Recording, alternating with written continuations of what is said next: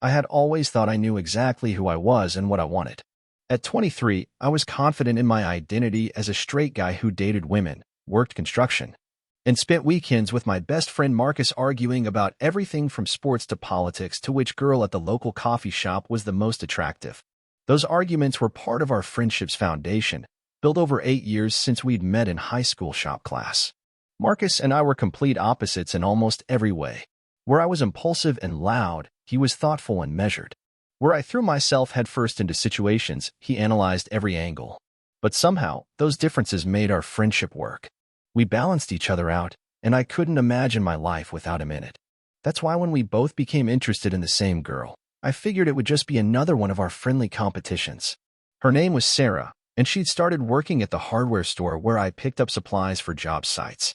She was pretty in that girl next door way, with long brown hair and a smile that made you want to linger at the counter longer than necessary. If this story hits you, drop a heart in the comments. I'd been flirting with Sarah for weeks, making excuses to stop by the store even when I didn't need anything. She seemed to enjoy our conversations, laughing at my jokes and asking about my work. I was building up the courage to ask her out when Marcus mentioned he'd been talking to her too. "You mean Sarah from Henderson's Hardware?" I asked, nearly choking on my beer. We were sitting on my back porch after a long day of work, the summer heat finally starting to break as the sun set behind the trees. "Yeah, that's Sarah," Marcus said, his voice carrying that careful tone he used when he was trying not to start an argument. "I've been stopping by there after my shifts at the garage. She's really easy to talk to." I felt something twist in my stomach that I didn't want to examine too closely. "Easy to talk to? That's what you're going with?" Marcus raised an eyebrow. "What's that supposed to mean?" "Nothing, man. It's just, I've been talking to her too. For weeks now." The silence that followed was loaded with unspoken tension.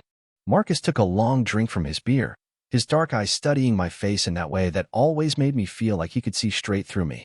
"So what are you saying?" he asked finally. "I'm saying I was planning to ask her out." "Were you now?" There was something in his voice I couldn't quite identify. Amusement, maybe, or challenge. "And when exactly were you planning to do that?" "Soon," I said, defensive. "I was working up to it." Marcus laughed, but it wasn't his usual warm chuckle. It had an edge to it. "Jake, you've been working up to asking girls out for as long as I've known you. Remember Jenny from the diner? You talked about asking her out for 3 months before she started dating that guy from the auto shop." "That was different," I protested, though even as I said it, I knew he was right. I had a habit of overthinking things when it came to women, despite my outward confidence in other areas of my life. "Was it?" Marcus leaned back in his chair, his expression unreadable. "Or is this just another case of you wanting something because you think you should want it?" The question hit me like a slap. What the hell is that supposed to mean? "Nothing," Marcus said quickly, but I could see there was more he wanted to say. Forget I said anything. But I couldn't forget it. The comment burrowed under my skin and stayed there, nagging at me as the days passed. What did he mean by wanting something because I thought I should want it? I wanted Sarah. She was attractive, funny, smart. What wasn't to want? The competition between Marcus and me escalated over the next few weeks. We both found excuses to visit the hardware store more frequently, each trying to one-up the other with charm and wit. Sarah seemed to enjoy the attention, though I couldn't tell if she was more interested in one of us than the other. She laughed at my story about the time I accidentally ordered 10 cases of the wrong screws. I told Marcus one evening as we worked on his truck in his garage. Laughed so hard she snorted. It was adorable. Marcus said, his head buried under the hood. She told me she thought that story was sweet. Said it showed you were human. I paused in handing him the wrench he'd asked for. She told you about that? We talk, Jake. That's what people do when they're getting to know each other. There was something in his tone that made my chest tighten. Getting to know each other? It sounds like you two are practically dating already. Marcus emerged from under the hood, grease smudged across his cheek. We're not dating, but we have been talking. Real talking, not just flirting. I don't just flirt with her, I said, though even as the words left my mouth, I wondered if they were true. What did Sarah and I actually talk about beyond surface-level banter? Don't you? Marcus asked, his gaze steady on mine. When's the last time you had a real conversation with her?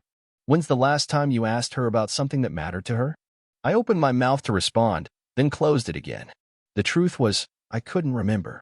Our interactions had been light, playful, focused on making her laugh rather than getting to know who she really was. That's not fair, I said finally. I'm trying to build up to the deeper stuff. By building up, you mean avoiding. I'm not avoiding anything. Marcus wiped his hands on a rag, his movements deliberate and careful. Jake, can I ask you something? Shoot. What do you actually like about Sarah? Beyond the fact that she's pretty. The question should have been easy to answer, but I found myself struggling. She's nice. And funny. And she has this way of making you feel like you're the only person in the room when she's talking to you. That's not really about her, though, is it? Marcus said gently. That's about how she makes you feel. I felt heat rise in my cheeks. What's wrong with that? Nothing's wrong with it. But it's not the same thing as actually knowing someone. Actually wanting to be with them for who they are. And you do? Know her for who she is. Marcus was quiet for a long moment, his expression thoughtful. I know she's studying to be a veterinarian at night while working at the hardware store during the day. I know she has 2 cats she rescued from the shelter, and she volunteers there on weekends.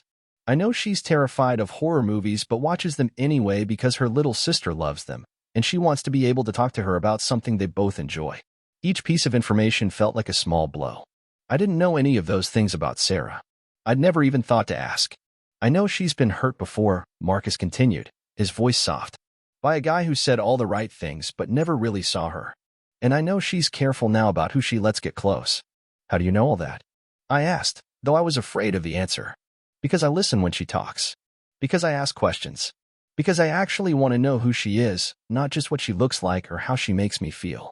The silence that followed was heavy with implications I wasn't ready to face. I focused on the tools scattered across Marcus's workbench, anything to avoid meeting his eyes. So what are you saying? I asked finally. That you're better for her than I am? I'm saying maybe you should ask yourself why you really want to be with her. Because I like her. Do you? Or do you like the idea of her? The question hung in the air between us, and I found I didn't have an answer. Or rather, I had an answer, but it wasn't one I wanted to examine too closely. The tension between Marcus and me continued to build over the next week. Our usual easy camaraderie was replaced by a subtle competition that colored every interaction. We were polite to each other, but there was an undercurrent of something I couldn't quite name.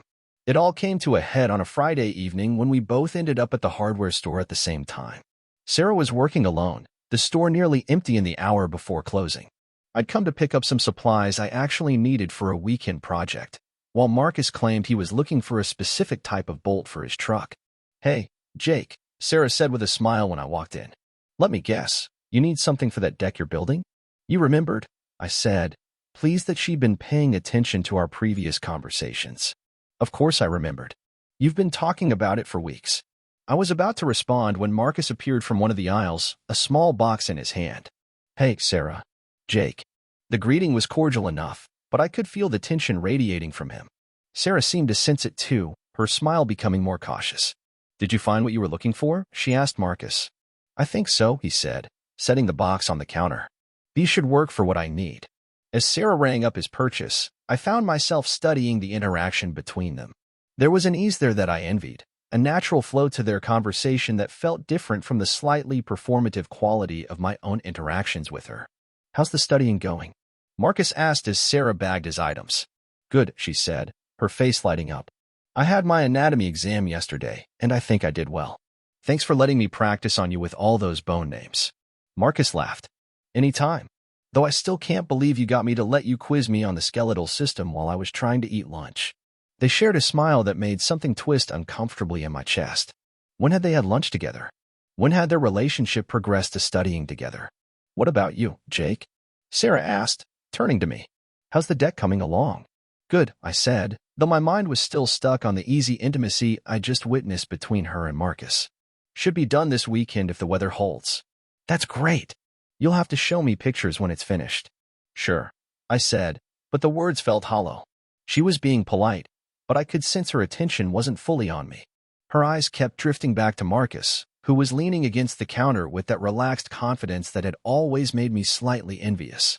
After Sarah finished ringing up my supplies, the three of us stood there for a moment in awkward silence. The store felt too small, the air too thick with unspoken tension. Well, Marcus said finally, I should probably head out. Thanks for the bolts, Sarah. No problem, she said. See you later? Definitely. There was something in that exchange, a promise or understanding that made my stomach clench. As Marcus headed for the door, I found myself following him. Marcus, wait up, I called as we reached the parking lot. He turned, his expression carefully neutral. What's up? What's going on with you and Sarah? What do you mean? Don't play dumb. The studying, the lunch, the way you two were looking at each other in there. Are you dating her? Marcus was quiet for a long moment, his keys jingling softly in his hand. No, we're not dating. But you want to be. Jake. Just answer the question. Do you want to date her?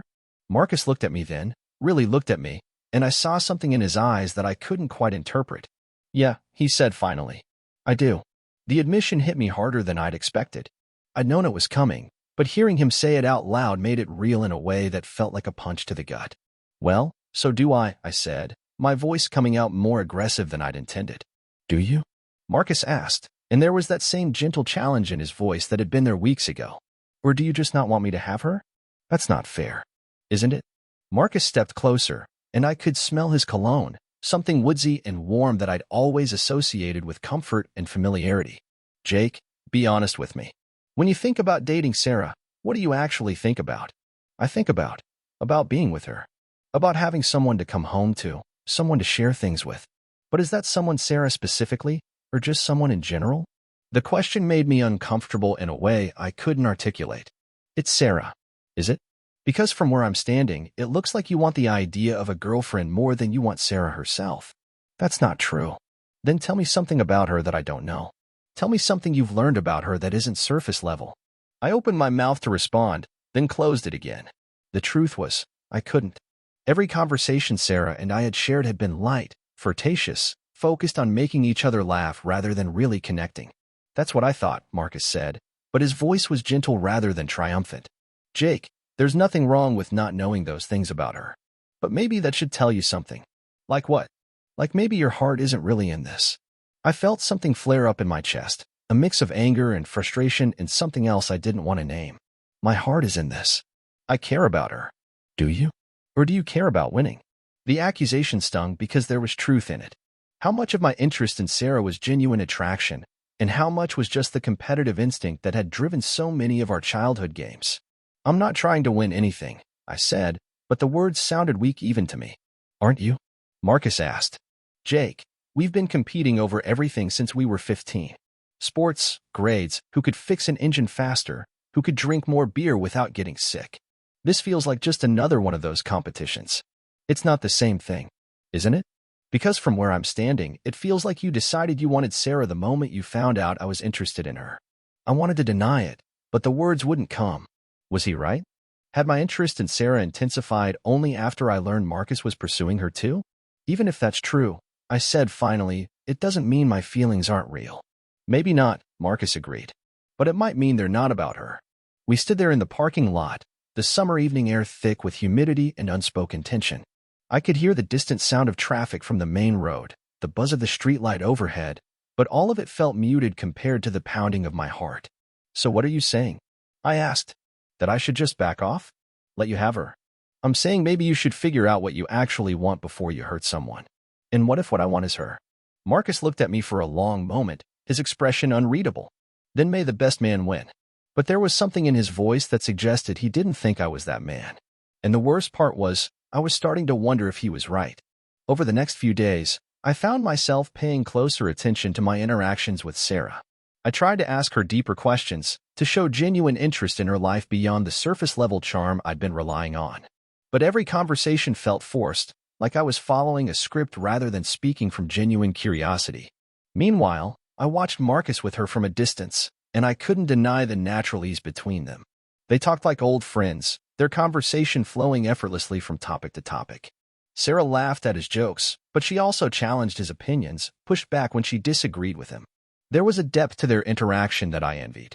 The realization was uncomfortable, but I couldn't shake it. Maybe Marcus was right. Maybe I didn't really want Sarah herself. Maybe I just wanted to want her. But if that was true, then what did it say about me? What did it say about what I actually wanted? The answer to that question came to me slowly, in pieces I didn't want to put together. It started with small observations I've been ignoring for years. The way I always felt more comfortable around Marcus than around the women I dated. The way our arguments energized me in a way that felt almost electric. The way I found myself paying attention to details about him that I never noticed about anyone else. Like the way he ran his hand through his hair when he was thinking. or the way his eyes crinkled at the corners when he was trying not to laugh, or the way he had this habit of touching my shoulder when he was making a point, his hand lingering just a moment longer than necessary. I'd always told myself these things were just part of our friendship, the natural intimacy that developed between two people who'd known each other for so long. But as I forced myself to really examine my feelings, I began to wonder if there was more to it. The thought terrified me. I'd never questioned my sexuality before, never had reason to. I'd dated women, been attracted to women, assumed that was just who I was. But now, with Marcus's challenge echoing in my head, I found myself wondering if I'd been telling myself a story that wasn't entirely true. The crisis came to a head the following weekend. Marcus and I had plans to work on my deck, the same project I'd been telling Sarah about for weeks. It should have been a normal Saturday, the kind of easy collaboration we'd shared hundreds of times before. Instead, the air between us was thick with unresolved tension. We worked in relative silence for most of the morning, the rhythm of our tools filling the space where conversation usually would.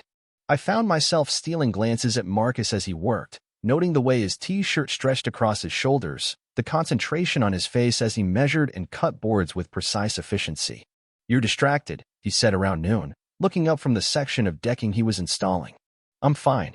You've measured that same board 3 times, and you're still holding the tape measure." I looked down and realized he was right.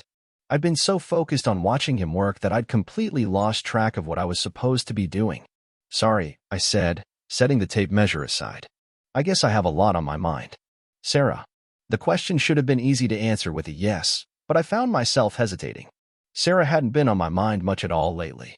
Instead, I'd been thinking about Marcus's words, about the questions he'd raised, about the uncomfortable truths I was starting to recognize about myself. "Among other things," I said finally. Marcus set down his drill and looked at me directly. "Jake, can we talk about this? Really talk about it?" "About what?" "About Sarah. About this whole situation. About the fact that we've been dancing around each other for weeks instead of just being honest." I felt my chest tighten. "I have been honest." "Have you?" "Because I don't think you have. I don't think you've been honest with me, and I don't think you've been honest with yourself." "What's that supposed to mean?" Marcus was quiet for a moment, his expression thoughtful. When he spoke, his voice was gentle but firm. "It means I think you're chasing after something you don't actually want because you're afraid to admit what you do want." The words hit me like a physical blow.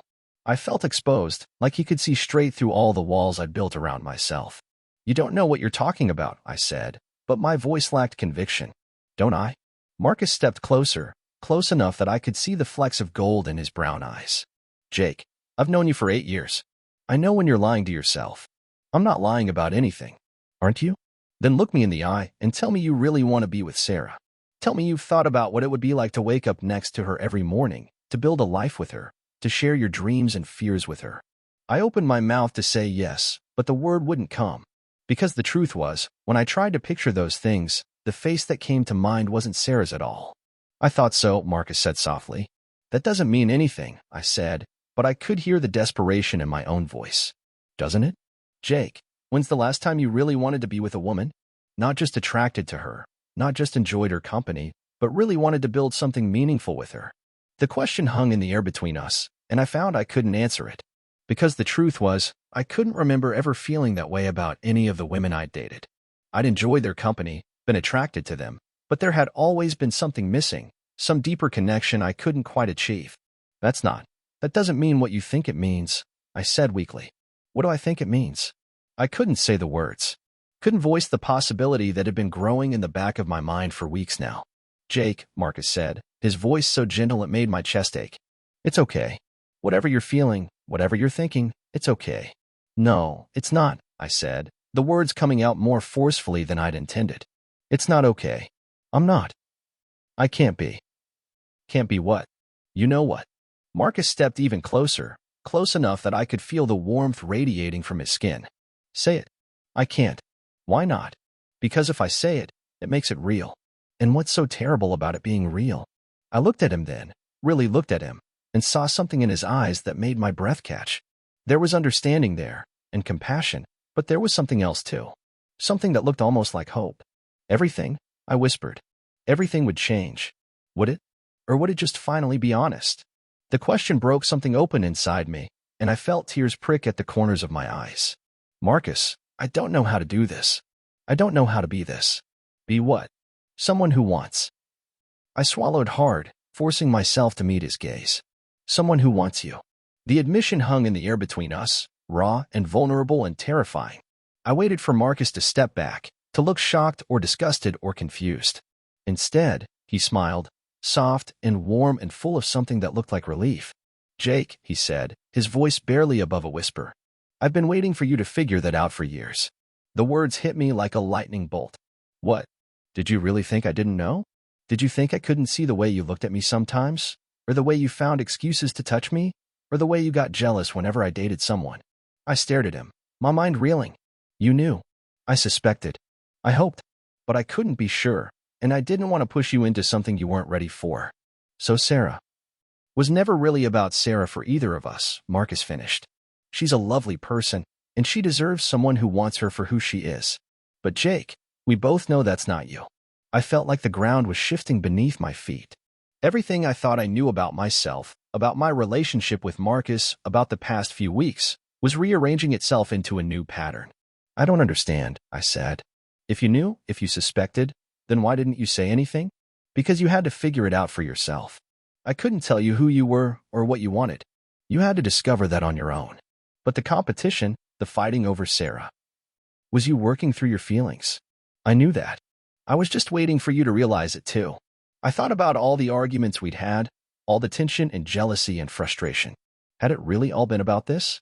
About my refusal to acknowledge what I was actually feeling? I'm scared, I admitted. I know, Marcus said. But Jake, you don't have to be scared with me. You know me.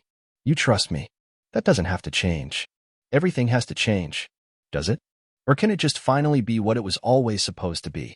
I looked at him, this man who had been my best friend for 8 years, who knew me better than anyone else in the world, who had apparently been patiently waiting for me to figure out what he'd already known. The fear was still there, but underneath it was something else. Something that felt like coming home. I don't know how to do this, I said again. Do what? Any of it. I don't know how to be with a man. I don't know how to be with you. Marcus reached out then, his hand coming up to cup my cheek. His touch was gentle, familiar, but charged with a new kind of electricity that made my breath catch. You don't have to know how to do anything, he said. You just have to be willing to try. I leaned into his touch, my eyes closing as I let myself feel the warmth of his palm against my skin. What if I mess this up? What if I ruin everything between us? You won't. How can you be so sure? Because I know you. And I know that whatever happens, we'll figure it out together. I opened my eyes and found him watching me with an expression so tender it made my chest ache. Marcus. Yeah, I think I've been in love with you for a long time. I just didn't know how to admit it. His smile was radiant. I know. I've been in love with you too. The words should have been shocking, but instead they felt like the most natural thing in the world. Of course he loved me. Of course I loved him. How had I not seen it before?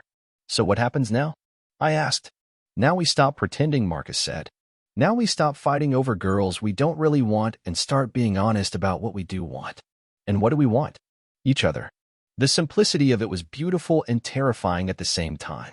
After all the confusion and competition and internal struggle, it came down to something so basic, so fundamental. I'm still scared, I said. That's okay. I'm scared too. You are. Of course I am. This changes everything, Jake. But I think it changes everything for the better.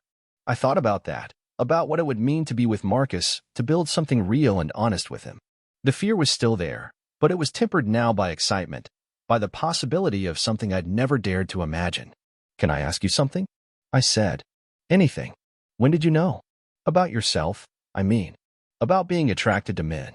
Marcus was quiet for a moment, his thumb tracing gentle circles on my cheek. I think I always knew on some level, but I didn't really accept it until I met you. Me. You were the first person I ever fell in love with. The first person who made me realize that what I felt for men was different from what I felt for women. Deeper. More real. The admission made my heart race.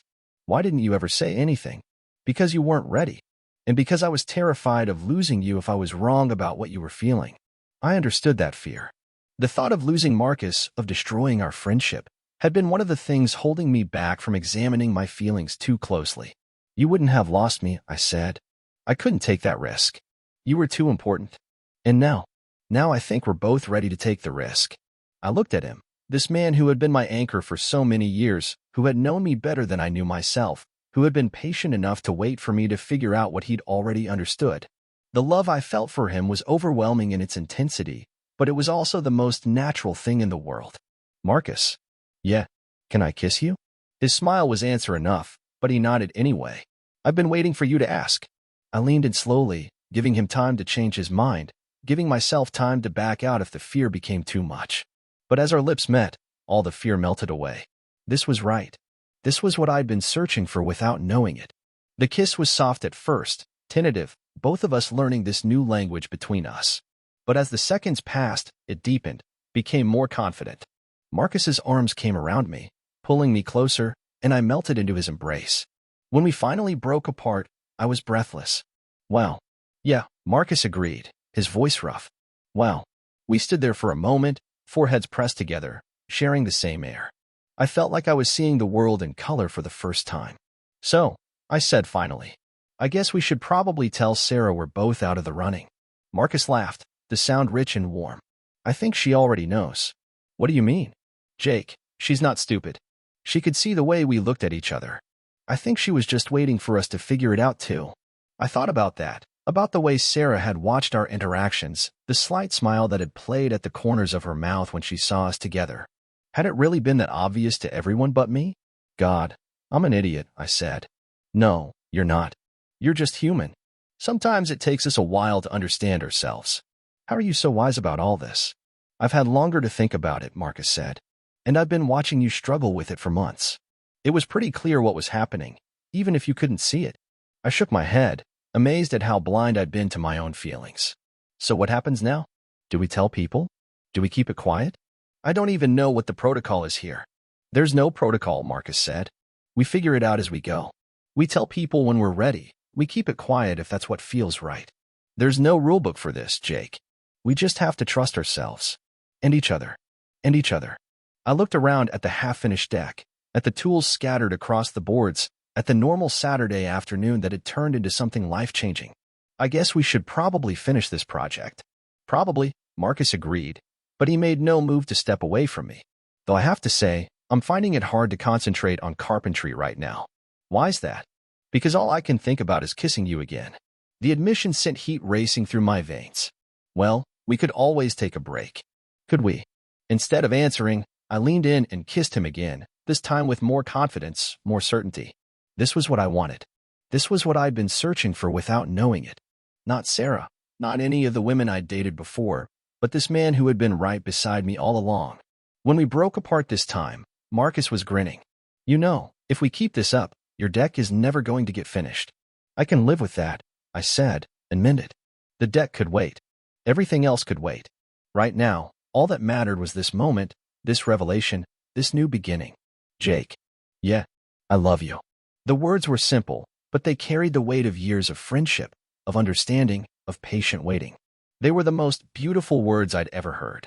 I love you too, I said, and felt something click into place inside me, like a puzzle piece finding its proper home. We did eventually finish the deck, though it took us considerably longer than planned. We kept getting distracted by conversations, by stolen kisses, by the simple joy of being honest with each other for the first time. When we finally set down our tools as the sun was setting, I felt like a completely different person than I'd been that morning. So Marcus said as we sat on the newly completed deck, sharing a beer and watching the sky turn pink and orange. What do you want to do about Sarah? I think we should both talk to her, I said. Explain the situation. Apologize for any confusion. Think she'll be upset? I considered it. I don't think so. I think she probably saw this coming before we did. You're probably right. We sat in comfortable silence for a while, the evening air warm around us. I kept stealing glances at Marcus, still hardly able to believe that this was real, that we were really doing this. Can I ask you something else? I said eventually. Of course. Are you sure about this? About us? Because once we do this, once we're really together, there's no going back to the way things were. Marcus turned to look at me, his expression serious. Jake, I've been sure about this for years. The only question was whether you'd ever be ready to see it. And now I think you're ready. I think we both are. I thought about that, about the journey that had brought us to this point. The competition over Sarah had been the catalyst, but the feelings had been there all along, buried under layers of assumption and fear and societal expectation. I'm still going to need time to figure some things out, I said. About myself, about what this means for my life. I know. And I'll be here while you do. It might be messy. Most worthwhile things are. I might freak out sometimes. Probably. I might too. But you still want to try? Marcus reached over and took my hand, his fingers intertwining with mine. The gesture was simple, but it sent electricity racing up my arm. Jake, he said, his voice soft but certain. I've been waiting my whole life for you. I'm not going anywhere. The words settled something inside me, some last vestige of fear or doubt. This was right. This was real. This was what I'd been searching for without knowing it. Okay, I said. Let's do this. Yeah. Let's see what happens when we stop fighting over girls we don't want and start being honest about what we do want. Marcus's smile was radiant. I liked the sound of that. As the stars began to appear overhead, we sat there on my newly finished deck, hands clasped, talking about everything and nothing. We talked about our fears and our hopes, about what the future might hold, about the friends and family we'd need to have conversations with eventually.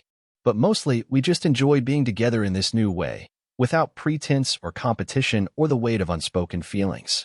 For the first time in my life, I felt completely, authentically myself. You know what's funny? I said as the night grew deeper. What? I spent so much time trying to figure out how to ask Sarah out, and I never once thought about what I actually wanted from a relationship. I just assumed I knew. And now I know. I want what we have. I want someone who knows me, who challenges me, who makes me want to be better. I want someone I can be completely honest with. Someone who can beat you at poker and fix your truck when it breaks down? I laughed. That too. Someone who will call you out when you're being an idiot, but will also have your back no matter what. Especially that. Someone who loves you exactly as you are, but also sees who you could become? I turned to look at him, struck by the perfect accuracy of his description. How do you always know exactly what to say? Because I know you, Marcus said simply. And because I love you. I love you too, I said, and the words felt more natural each time I said them. I love you, and I want to build something real with you. Even though it's scary? Especially because it's scary. The best things in life usually are. Marcus squeezed my hand. So what's our first step? I think our first step is just being together. Learning how to be us in this new way. And after that? After that, we figure it out as we go. No grand plan. No grand plan. Just us, taking it one day at a time. Marcus nodded, seeming satisfied with that answer. I can live with that. We stayed out there until well past midnight, talking and laughing and occasionally kissing, learning the rhythms of this new dynamic between us. When we finally decided to call it a night, Marcus hesitated at the door. Do you want me to go home? He asked. Or? The question hung in the air between us, loaded with possibility. I thought about it, about what I was ready for, about what felt right. Stay, I said. Not for anything more than we're ready for, but just stay. I don't want this day to end yet. Marcus's smile was soft and understanding. I like that. As we settled into my living room, Marcus on the couch and me in the chair across from him, I felt a sense of peace I hadn't experienced in years. The confusion and competition and internal struggle of the past few weeks had given way to something much simpler, love, and the courage to finally acknowledge it. Marcus. Yeah. Thank you. For what? For being patient with me. For waiting while I figured things out. For not giving up on me even when I was too stubborn to see what was right in front of me. Jake, you don't have to thank me for loving you. That's not something I had to work at. It's just who you are to me. The words made my chest tight with emotion. I don't know what I did to deserve you. You don't have to deserve love, Marcus said gently. You just have to be willing to accept it. I'm willing, I said. I'm ready. Good, Marcus said. Because I'm not going anywhere. As I drifted off to sleep that night, I thought about the strange journey that had brought us to this point. We'd started the day as best friends competing over a girl, and we were ending it as something entirely new. The transformation should have been jarring, but instead it felt like the most natural thing in the world. Maybe that was what real love was supposed to feel like. Not a dramatic upheaval, but a quiet recognition of something that had always been there, waiting to be acknowledged. Not a competition to be won, but a truth to be accepted. I'd spent so much time trying to force myself into a mold that didn't fit, trying to want things I thought I should want. But here, with Marcus, I didn't have to try to be anything other than exactly who I was. He saw me, understood me, loved me not despite my flaws but because of the complete picture they created. As sleep finally claimed me, I smiled to myself. Tomorrow would bring new challenges, new conversations, new adjustments to this shift in our relationship. But tonight, I was exactly where I belonged, with exactly the person I was meant to be with. The girl we'd been fighting over had been nothing more than a catalyst, a way for us to work through feelings we'd been too afraid to examine directly. But now that we'd finally been honest with ourselves and each other, I could see that the real prize had never been Sarah at all. It had been this: the courage to love authentically, the willingness to be vulnerable, the recognition that sometimes the thing you're looking for has been right beside you all along. And as I finally drifted off to sleep, I knew that whatever came next, we'd face it together. Not as competitors, but as partners. Not as friends pretending to be something else, but as two people who had finally found the courage to be exactly who they were meant to be. The last thing I remembered thinking before sleep took me was how grateful I was that Marcus had been brave enough to ask the question that changed everything. Why don't you just kiss me instead? Because in the end, that simple question had led us home to each other, and to the love that had been waiting there all along.